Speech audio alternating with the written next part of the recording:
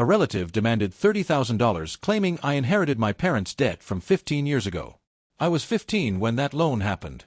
Turns out the debt was paid off before I even graduated high school, but she conveniently forgot that detail once I bought my apartment. I bought my apartment when I was 28 years old. It cost $137,000. Nothing fancy, just a modest two-bedroom in a decent neighborhood, but it was mine.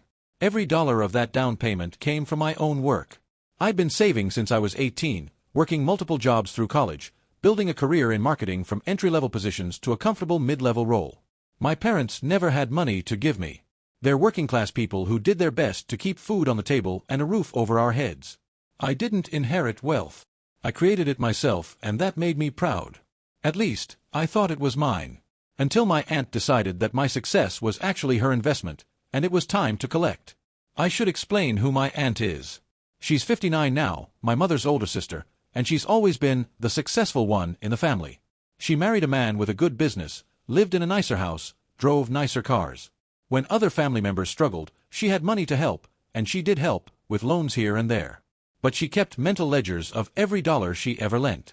Every birthday present came with an expectation of gratitude performances. Every favor was catalogued and remembered. I remember her from childhood as someone who gave with one hand and took emotional debt with the other.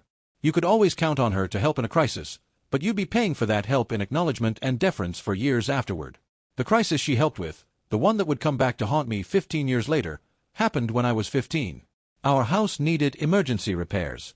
A storm had damaged the roof, and the inspector found foundation issues that couldn't wait. The total cost, $5,000. My parents didn't have it. They were barely making ends meet as it was. My aunt stepped in. I remember sitting at the kitchen table, supposedly doing homework, while the adults talked in the living room. My mother's voice, thick with gratitude and shame. My father's stiff acceptance. My aunt's reassurances that family helps family, and you can pay me back when things get better. I was a teenager. I had no involvement in the loan, no knowledge of repayment terms, no responsibility for adult financial arrangements. That was 15 years ago. I moved on with my life, finished high school, went to college, built a career, bought an apartment. The house repairs were ancient history, something that happened when I was a kid. Until 3 months ago, when my aunt decided history wasn't finished with me yet. The contact came out of nowhere. My aunt and I hadn't been close in years. We saw each other at holiday gatherings, exchanged pleasantries, nothing more. So when she texted asking to meet to discuss something important, family business, I was curious but wary. We met at a coffee shop near my office. She arrived 10 minutes early, already seated at a corner table with a folder in front of her. A folder. This wasn't casual. "Thank you for meeting me," she said as I sat down. "I know we haven't talked much lately, but this is something that needs to be addressed." She opened the folder with deliberate care, like a lawyer presenting evidence. Inside were printed documents, something that looked like a ledger, bank statements, calculations written in neat handwriting. 15 years ago, she began, I lent your parents $5,000 for emergency house repairs. Do you remember that? I did, vaguely. Yeah, I remember there were repairs. I was a teenager. Your parents promised to repay me. They never did. I blinked. What? She slid one of her papers toward me. I've been keeping track. I've asked them over the years. Always excuses, always next month, always when things get better. Always nothing. I let it go because I love my sister. Family is family. But I've been keeping track. The paper showed calculations. The original $5,000, interest calculated at 6% annually, compounding over 15 years. With reasonable interest, she continued, that $5,000 is now worth over $12,000. But I'm not asking for that from your parents. They don't have it. They've never had it. She paused, looking directly at me. You do. You have an apartment. You have a career. You have success. My stomach tightened. What are you saying? I want $30,000. Or half your apartment's value, if you prefer to settle it that way. Consider it repayment of the family debt, with interest adjusted for your current wealth and the value that debt created in your life. I stared at her. What? How did $5,000 become $30,000? She leaned forward, her expression earnest, like a teacher explaining a simple concept to a slow student. The $5,000 I gave allowed your family to stay in their house. That stability allowed you to finish school, go to college without disruption, build a career from a stable foundation. Without my money, your family would have lost the house. You would have been homeless, changed schools, maybe dropped out. Your entire life trajectory, your education, your career, your apartment, exists because of my $5,000. $30,000 is a modest request for the lifetime of value I created. The absurd logic. I tried to process what I was hearing. You're saying I owe you $30,000 because you lent my parents $5,000 when I was 15? Because that loan created my career. She nodded, completely serious. Cause and effect. I invested in your family during a crisis. You are the return on that investment. The debt doesn't die just because your parents can't pay it. It passes to the person who benefited most. That's you. The logic was so twisted I almost laughed. I didn't. I'm not paying you $30,000 for a loan I didn't take, didn't sign, didn't agree to, and had no control over as a teenager. That's not how debt works. That's not how anything works. Her face hardened. I'm trying to be reasonable here. I could ask for more. I could take legal action. Instead, I'm offering you a chance to settle this as family, privately, fairly. $30,000 or half your apartment's equity. Your choice. You have 1 week to decide. Legal action. I kept my voice steady. What legal action? I didn't sign anything. I wasn't a party to any agreement. Debts can be inherited, she said firmly. Family obligations transfer between generations. Any lawyer will tell you that when parents can't pay, children become responsible. It's called filial responsibility. I knew enough to doubt this. That's not true. Debts don't magically transfer to children just because you want them to. We'll see what a judge says. She closed her folder and stood up. 1 week. Think about what's right. Think about what you owe to the family that supported you. She left me sitting there, coffee cooling, mind reeling. The investigation. I went home and immediately started researching. First question, did my parents actually owe this money? I needed to know the truth before I could figure out what to do. I called my mother that evening. Mom, I need to ask you something. My aunt says she lent you and Dad $5,000 15 years ago for house repairs and you never paid her back. Is that true? The silence on the other end lasted just a beat too long. Then, she lent us $5,000, yes. For the roof and foundation repairs. But we paid her back. It took 3 years, but we paid every dollar. Every single dollar. Relief and anger mixed in my chest. She says you never repaid her. That's a lie. My mother's voice was tight. We paid her back. It took us from 2009 to 2012, but we did it. I kept a ledger. I wrote down every payment because I knew she would hold this over our heads someday. I knew my sister. Can you find that ledger? It's in the storage boxes in the basement. Give me a day. The next afternoon, my mother called back. I found it. An old spiral notebook. Every payment is recorded. Dates, amounts, running totals. The last payment was December 2012, $300 at Christmas. I remember because she hugged me and said, "We're even now." Those exact words. We're even now. Can you photograph every page and send them to me? 20 minutes later, my phone buzzed with images. I zoomed in on each page. My mother's careful handwriting tracked every payment. January 2009, $100. Balance, $4,900. March 2009, $150. Balance, $4,750. May 2009, $200. Balance, $4,550. On and on, month after month, sometimes $50, sometimes $300, depending on what my parents could spare. The final entry, December 2012, $300. Total repaid, $5,000. Balance, 0. My mother had drawn a line under that final entry and written, "Paid in full," with a date. The debt was paid. My aunt was lying. Or she had forgotten. Or she had decided to reinvent history now that I had something worth taking. I called my father next. "Dad, the loan from Aunt 15 years ago. Did you guys pay it back?" "Of course we paid it back," he said immediately. "Your mother was obsessive about it. We paid every month we could, sometimes twice a month. Took us 3 years, but we cleared it. Last payment was Christmas 2012. I was there when she hugged your mother and said they were even. 2 witnesses. A written ledger. Consistent stories. Do you have any bank records from that time?" Maybe in the old tax boxes. Why? I need proof. The documentation. My father spent the next day digging through storage. He found bank statements from 2009 to 2012, not complete, but enough. Among them, several cancelled checks written to my aunt. The memos on the checks said, loan repayment. He photographed everything and sent it to me. I matched the check amounts to my mother's ledger entries. Perfect correspondence. Physical proof from the bank. Check images. Dated, documented, undeniable. My parents had paid back every dollar. The debt didn't exist. It had been settled 12 years ago.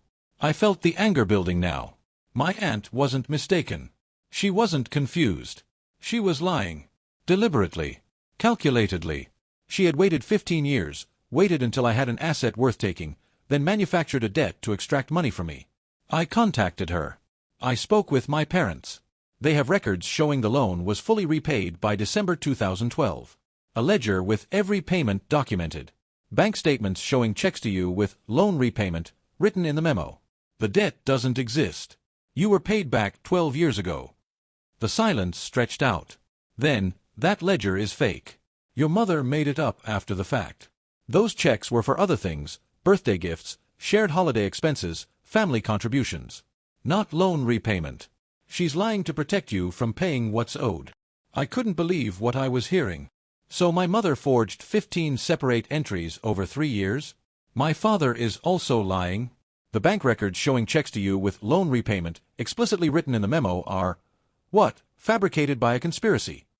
I know what I know, she said coldly. I was never repaid. Your parents are manipulating you because they want to protect their precious son from paying what his family legitimately owes. This isn't over. She hung up. The family war. My aunt went nuclear. She called other relatives with her version of events. My mother was a liar who never repaid her debts.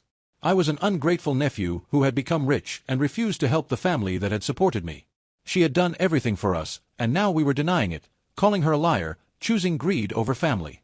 The narrative spread through the family like poison. Some relatives believed her. She was older, more established, had always been the generous one. She told her story with such conviction, such wounded dignity, that it seemed impossible she could be lying. Others knew her history of keeping score, of tracking every favor, of expecting eternal gratitude for temporary help. They suspected she was manufacturing grievances. My mother was devastated. I went to my parents' house and found her in tears. My own sister is calling me a liar, she said. After I spent 3 years scraping together every dollar to pay her back. After I kept careful records because I knew she'd pull something like this someday. After she hugged me and said we were even. And she's still trying to take from my son. My father stood behind her, hand on her shoulder, jaw tight with controlled rage. I saw my mother's pain and felt something shift in me. This wasn't just about money anymore. My aunt was attacking my parents' integrity.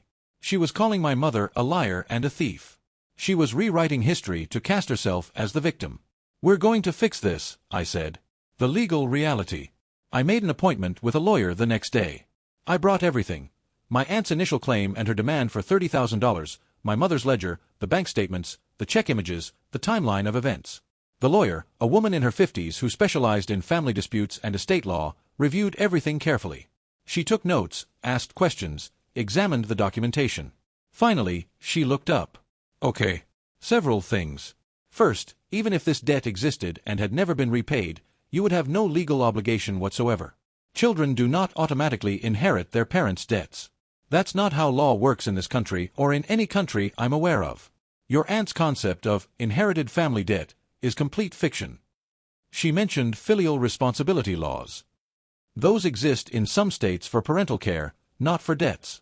And they certainly don't apply to old loans between siblings. She's either deeply confused about the law or deliberately misrepresenting it. What about her claim that my success came from her loan, so I owe her for creating my life trajectory? The lawyer smiled grimly. That's not a legal concept. That's philosophy, and bad philosophy at that. By her logic, you also owe the doctor who delivered you, the teachers who educated you, the grocery store that sold your family food, the utility companies that kept your lights on. Where does it end? The law doesn't recognize lifetime value creation as a basis for debt. So she has no case. None. Zero. And that's before we get to the second point. Your parents have substantial documentation showing the debt was fully repaid. A contemporaneous ledger with consistent entries over 3 years. Bank records showing checks with explicit loan repayment memos. 2 witnesses with consistent stories. This isn't he said, she said. This is documented fact versus baseless claim. What should I do? I'm going to draft a cease and desist letter. We'll document everything, the paid debt, the false claims, the harassment of family members, the defamatory statements she's making about your mother. The letter will make clear that any legal action will be met with counterclaims for defamation and malicious prosecution. We'll send it certified mail. Will that work? If she actually believes she has a case, she'll escalate. If she knows she's lying, she'll back down. The response will tell us everything. The letter and the retreat. The cease and desist letter was 5 pages long. It laid out the facts with clinical precision. The original $5,000 loan in 2009. The documented repayment in full by December 2012. The bank records corroborating every claim. My aunt's false assertion of non-repayment. Her legally baseless claim against me. Her defamatory statements about my mother. The demand that all contact cease immediately. It warned that any further harassment or defamatory statements would result in legal action. It stated that if she filed suit, we would countersue for defamation, seek attorney's fees, and pursue sanctions for frivolous litigation. My lawyer sent it certified mail, return receipt requested. 3 days later, the tracking showed my aunt had signed for it. Then, silence. No phone calls. No threats. No lawsuits. She stopped calling other relatives with her accusations. The family drama died down. A week later, I received a text message from her. I see you've chosen lawyers over family. I thought we could resolve this between ourselves, but you've made it hostile. I won't forget this. I didn't respond. There was nothing to say to someone who had manufactured a debt to extract money from me, then accused my mother of fraud when confronted with proof. My lawyer called it correctly. People who have real cases don't back down from legal letters. They escalate. She folded because her claim was fiction, and fiction can't survive documentation. The aftermath. Family gatherings became complicated. My aunt still attended some, I attended some, but we navigated around each other. Some relatives had sided with her and still viewed me as the ungrateful nephew who refused to help family. They gave me cold shoulders at weddings and funerals. Others saw through the manipulation. They quietly told me I'd done the right thing, that they'd had their own experiences with my aunt's revisionist accounting of favors. My mother and my aunt stopped speaking entirely.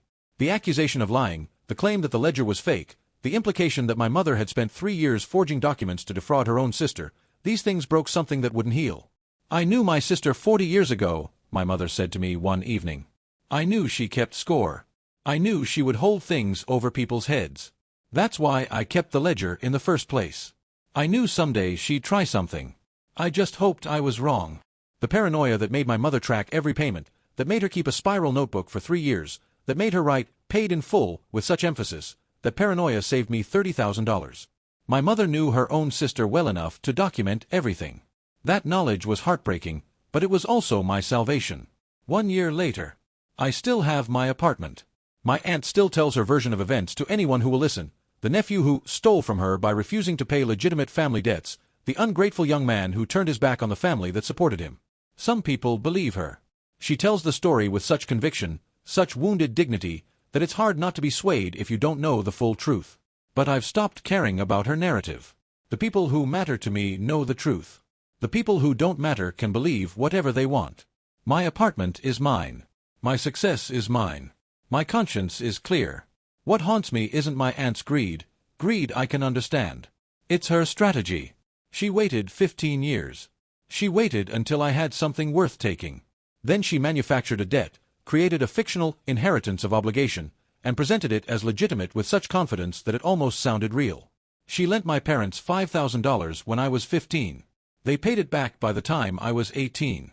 Now I'm 30 and she wanted $30,000 from me for a debt that was settled 12 years ago. She waited until I had something worth taking, then invented a claim to take it. Her logic was audacious. The $5,000 loan created my career because it kept my family from being homeless. Therefore, my entire success belonged to her. By that logic, I also owe the doctor who delivered me, the teacher who taught me to read, and the grocery store that sold us food. Where does it end? If everyone who ever helped you is entitled to a percentage of your future success, then none of us really own anything. My mother kept a ledger. Every payment, every date, every dollar. She said she knew her sister would try something someday. She was right. The paranoia that made her track everything is the only reason I have proof. My mother knew her own sister 40 years ago. That's heartbreaking. My aunt said, debts can be inherited. My lawyer laughed when I told her that. Children don't inherit parents' debts. That's not how law works anywhere in this country. My aunt invented a legal framework that doesn't exist to claim money I don't owe. Confidence isn't truth. Persistence isn't legitimacy. She spoke with such authority about filial responsibility and family obligation that it almost sounded real. But it wasn't. She called my mother a liar. Said the ledger was fake, the checks were for other things, the entire repayment history was manufactured. After my mother spent 3 years scraping together payments while my aunt waited impatiently for each one. The woman who received the money says it never happened. That's not forgetfulness. That's fraud. The cease and desist worked instantly. She went from threatening lawsuits to complaining about lawyers over family. People who have real cases don't back down from legal letters. They escalate. She folded because her claim was fiction, and fiction can't survive documentation. She's still out there telling people I stole from her, that I refused to pay family debts. Some people believe her because she's older, established, the generous one who always helped everyone. But I have the ledger. I have the checks. I have the truth. That has to be enough. Sometimes the truth doesn't change everyone's mind. Sometimes it just protects you from the people who lie. The ledger. 3 months ago, I was at my parents' house helping them organize old documents. They're getting older, trying to simplify, wanting to know where everything important is kept.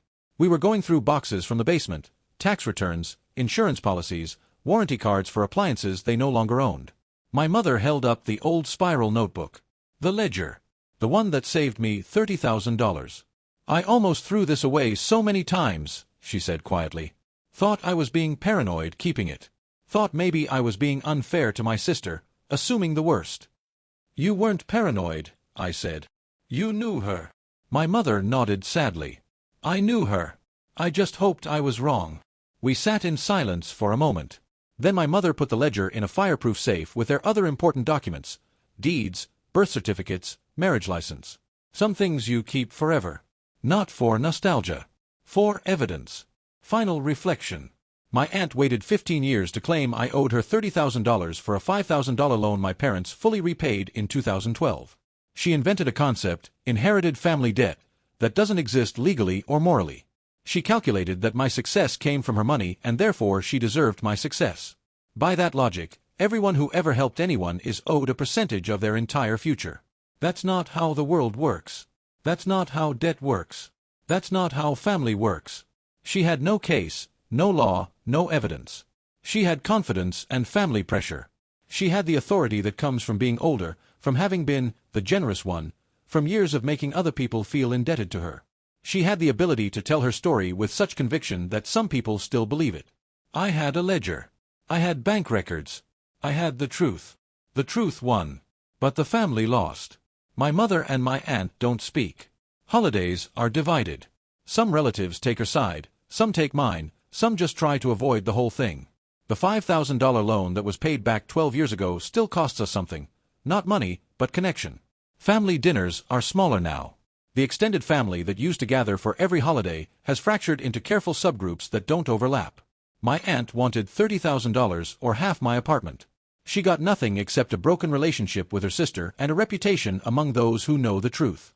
Maybe she thinks it was worth trying.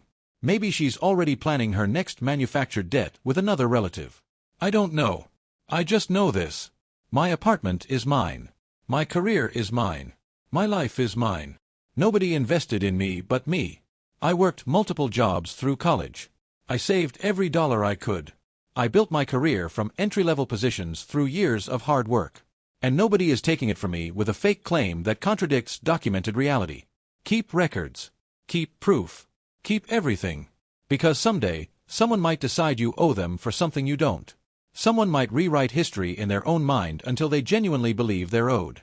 Someone might wait until you have something worth taking, then manufacture a claim with such confidence that it almost sounds legitimate.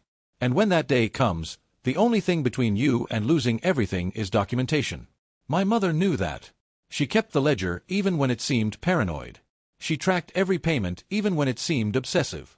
She wrote, "Paid in full," with emphasis because she knew her sister might try to claim otherwise someday. She was right. She saved my apartment. That's what family actually does.